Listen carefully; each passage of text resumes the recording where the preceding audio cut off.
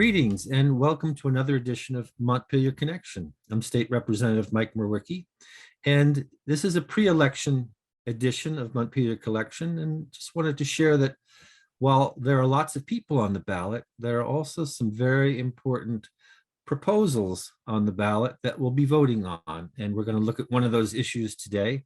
Many people may have heard of Prop 5 and Article 22, the Reproductive Liberty Amendment. And that's certainly an important one, but for a lot of people, just as important is Prop 2 or Article 2.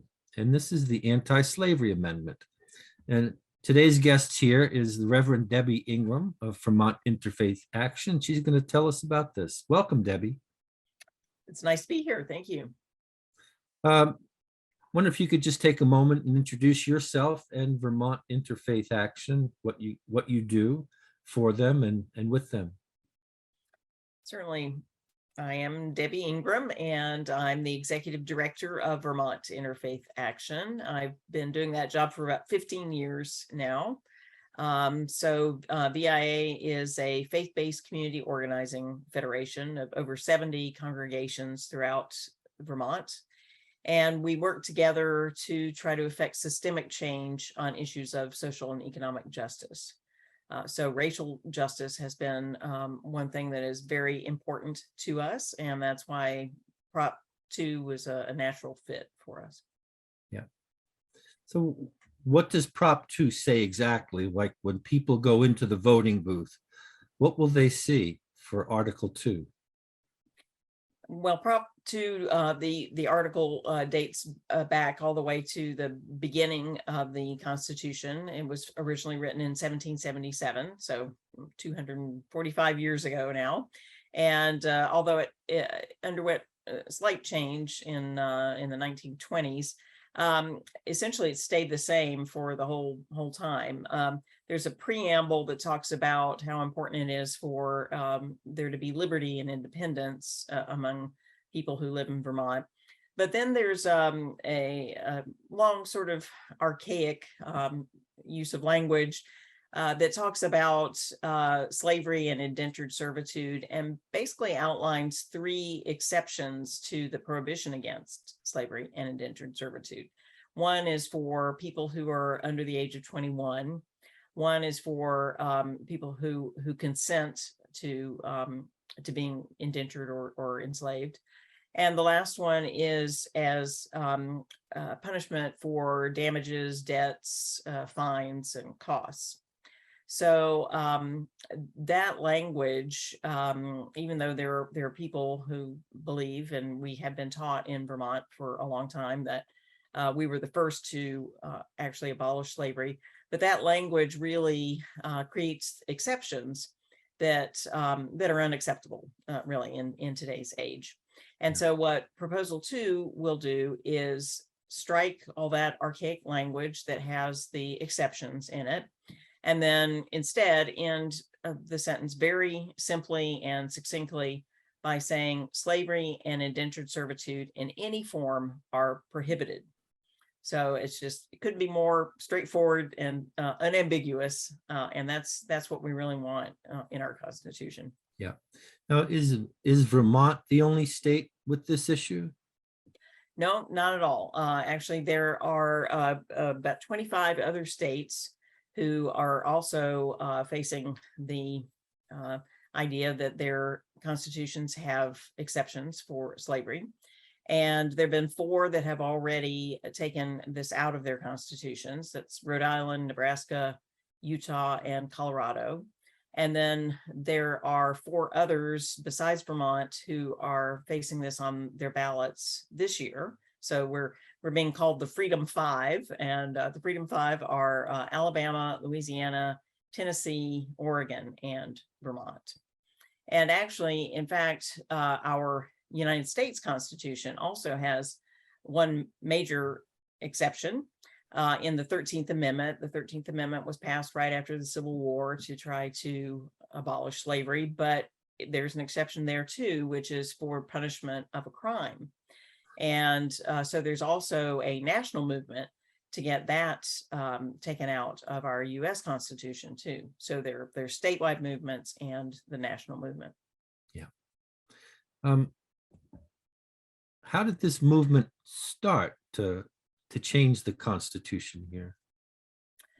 Well, the first I heard of it actually was through the Vermont Racial Justice Alliance, because I think it was it was a little known fact, really, that that the Constitution begins this way. And I know, actually, just personally, I ran for the state senate, and well, I actually served in the state senate for 4 years. And when I was running in 2016, I attended a candidates forum, and Mark Hughes, the director of the Vermont Racial Justice Alliance, was hosting it.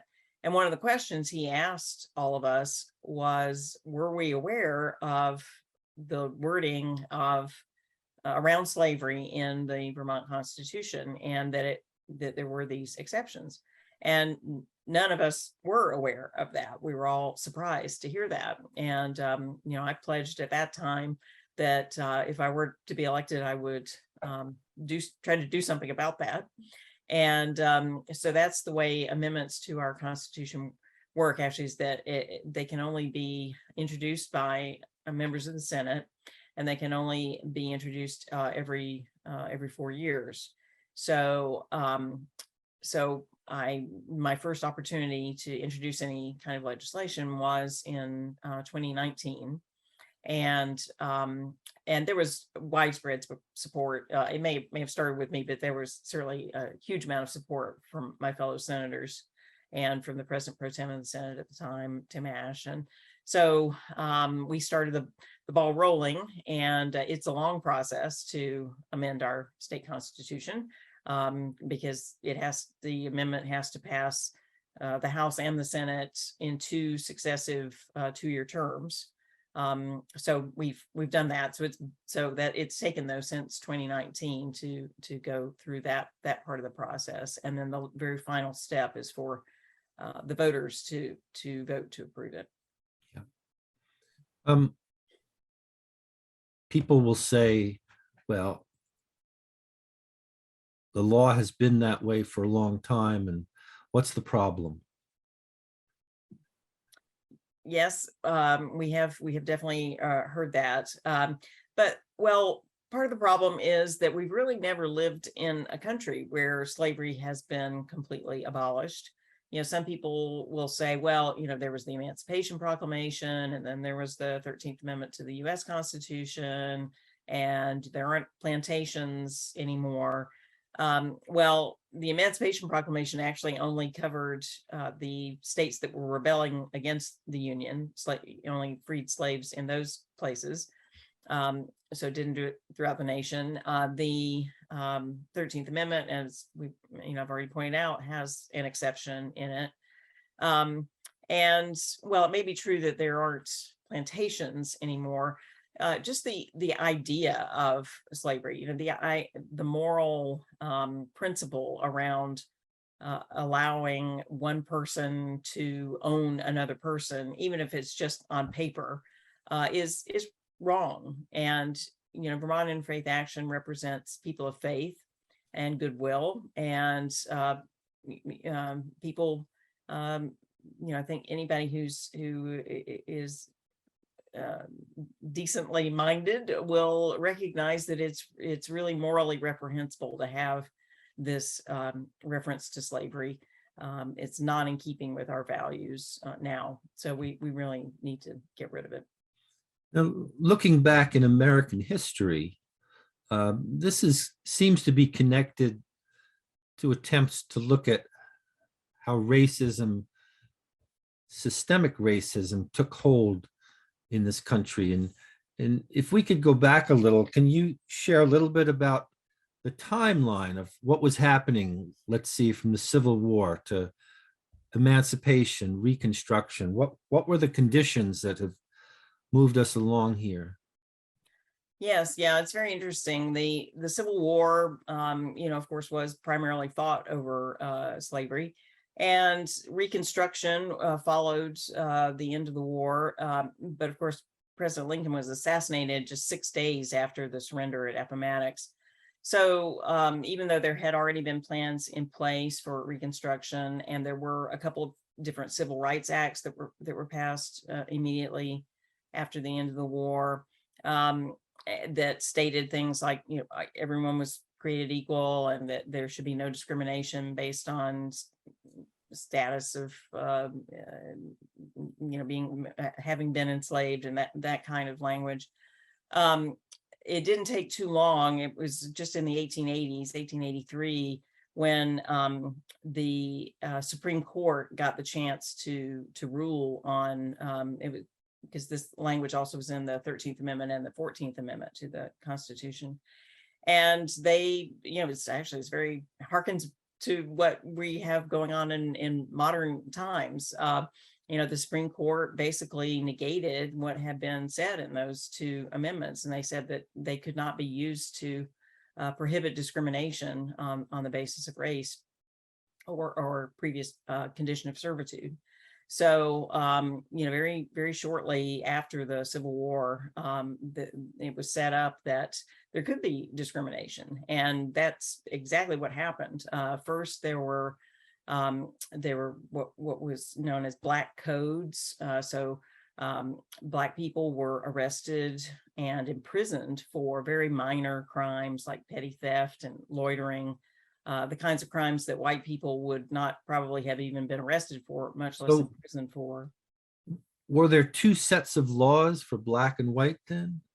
Yeah, I mean, you could pretty much say that. I think, yes, I think that's fair to say. There were the black codes for black people. There were all kinds of exceptions for they couldn't walk freely in their own towns. Sometimes they had to have passes to get from one part of town to another. They weren't paid the same wages at all for the same work. If they were in, and then once they were in prison, white business owners could do convict leasing, so they could pay the prison for the convicts to come and work for their businesses, and the individuals didn't get paid for that. So yes, there was definitely one kind of set of conditions for black people and a different one for white people. So were these state laws, federal laws, or both? Mostly state laws, Yeah. but there was nothing that once the Supreme Court kind of negated the federal protections, there was nothing that the federal government could do to stop it. Yeah. So that brings us to the 20th century. Mm-hmm. And then the Great Migration happened, where thousands and thousands of African Americans moved from the South to the North. And how did those northern states do with welcoming these new residents? Well, yeah, we started the Jim Crow laws. So we moved from the black codes into Jim Crow laws, which were all about segregation. And those laws may have started in southern states, but you're absolutely right. Once black people started moving in large numbers to northern states, there was that same kind of racial prejudice and discrimination, and the same kind of laws, same kind of Jim Crow laws were set up all over the country, definitely in the North as well. And how was Vermont in this historical time period? That some people have, and I'm not sure, but for instance, was the KKK in Vermont? Yes, I believe there was evidence that there was some KKK activity. There were certainly, we have a lot of history of deeds that had racial covenants, racial restrictions in the deeds of, so the sale of land and housing was prohibited to people, to black people. We can still find that actually those have not been, a lot of those have not been gotten rid of. And so they're still attached to some people's land and housing even today. We actually put a law out there this last session in regards to deed covenants. And it's interesting how the impetus for that started, where former U.S. Chief Justice Rehnquist Mhm. bought a property in Vermont. And you want to pick up the story there? Right. Yes. Yeah. It was a vacation property, I believe. And yeah, here's the Chief Justice of the United States Supreme Court. And there was a racially restrictive covenant. And also, I think other religions too. I think the Jewish people, Anti-Semitic. anti-Semitic. Right. Yes, exactly. So, yes, that was kind of embarrassing, I think, for him to discover. Yeah. So we have done something about that. So here we are, 21st century, and this is still on the books. We're trying to take a bigger look and step back and look at systemic racism, and we come up against this. So I'm seeing that's the impetus for why we want to take a look at this. This is a part of looking at systemic racism. That's right, it is. And, and Vermonters can be proud because we have already taken steps to acknowledge that there is systemic racism, that, and this means, this is not, some people get confused between overt racism and systemic racism. This doesn't mean that, we have necessarily people rampantly committing hate crimes or using offensive language. That's what some people associate with racism. But systemic racism means that the very institutions that we have set up, so from education to healthcare to policing to criminal justice, to all kinds of economic opportunities and housing and land ownership, that all of those systems have built into them advantages for white people at the expense of Black people and other people of color. And that's what we found here in Vermont and what we acknowledge. And so our Attorney General has issued a report that talked about the legacy of slavery leading to systemic racism. And the legislature has set up the Office of Racial Equity with a director who is tasked at trying to identify areas of systemic racism in our government and to address them and correct them. So, we've already taken some really, really good steps, and we can be proud of that. But this is another step that is important, another acknowledgement, a moral statement, a statement about our values in the document that is explicitly written to express our state's values. Yeah. And so we can use that as a tool and as the foundation to continue our fight against systemic racism. Yeah. So this will be on the ballot November 8th. Vermont Interfaith and the Racial Justice Alliance have been working on advocacy for that. What if people want to get involved with that? Well, we would love for them to do that, and it's a perfect opportunity too, because it's not going to go on for years and years. There's a finite period of time, right? So, so if they'd like to get involved, I would recommend going to our website, which is viavt.org, or the campaign's website is abolishslaveryvt.org. And we have we're going to be doing some phone banking. We've been doing some tabling at different public events like farmers markets. We're going to be doing some door-to-door canvassing. There's also we'll have a social media toolkit. So if you're on Facebook or Instagram or Twitter, we'll have things you can post. So lots of different opportunities. Now, my understanding is that there's pledge cards that you're asking people to sign up to pledge to vote for this. Yes. Yeah. Thanks for bringing that up. That's right. We have pledge cards online, but we also have them in hard copies. And we are trying to kind of count the numbers of how many people are pledging to vote yes on Prop 2. So it would be great if you could either do it online or come to one of our tables. We also will have lawn signs. Lawn signs are big in Vermont. We have t-shirts if you want to wear your t-shirts around town. And all of these things will help us get out the word. So being in Vermont, a lot of people might say, how could this fail? I mean, my understanding is, though, that Colorado put this on the ballot several years ago. And what happened there? That's right. The first time they put it on their ballot, people were confused about the wording partly, and then also they hadn't run a very robust campaign, and so people didn't know about it. Yeah, and it didn't pass the first time, so they had to go back and put it on the ballot again, and it did pass the second time. But our process is even longer than Colorado, so it would be another several years, probably another 4 years before we'd be able to pass it if we don't do it this time. So we want to get the vote out for this now. That's right. Well, anything else you want to share with voters out there before we have to go? Well, just really hope that everybody is gung-ho about voting. We've got a lot to vote on this time. It's a midterm election, not a presidential election, but we have a lot of turnover in our offices, and we have these two proposals, which is very unusual for Vermont. So it's really a good time for people to exercise their democratic rights. So what was the website again, the URL for Vermont Interfaith? VIAVT.org.